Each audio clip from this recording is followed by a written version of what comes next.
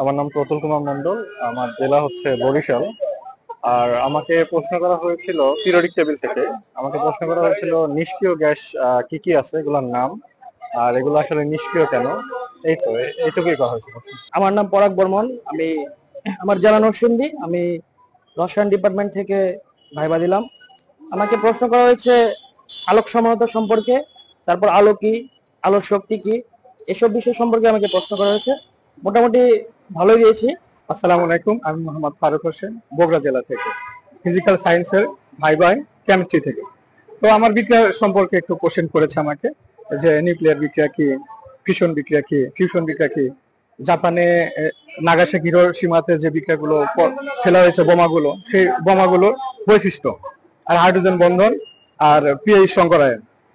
এই জাস্ট এতটুকুই। আমি মোহাম্মদ সুলতান মাহমুদ, আমি বগুড়া জেলা থেকে এসেছি।